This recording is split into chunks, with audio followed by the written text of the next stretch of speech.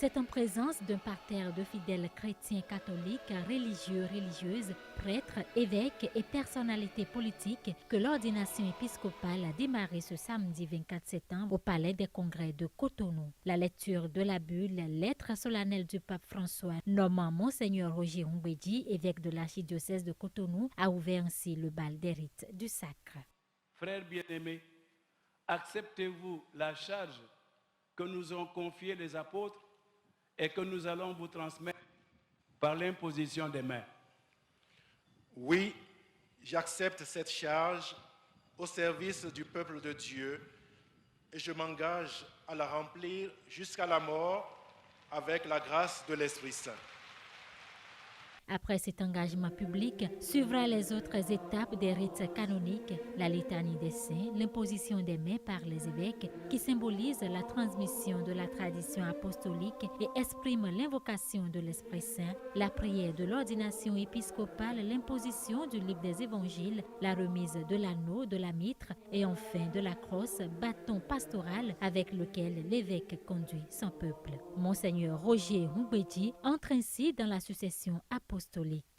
Dans son message, le cardinal Sarr émérite de Dakar, qui a présidé la célébration eucharistique, invite le nouvel archevêque à être un évêque qui bâtit son programme de vie et d'action sur l'amour de Dieu et l'amour des hommes, sur le don total de soi dans le service, être un pasteur proche des fidèles et de leur communauté, attentif aux personnes, à leur situation, à leurs attentes, à leurs besoins.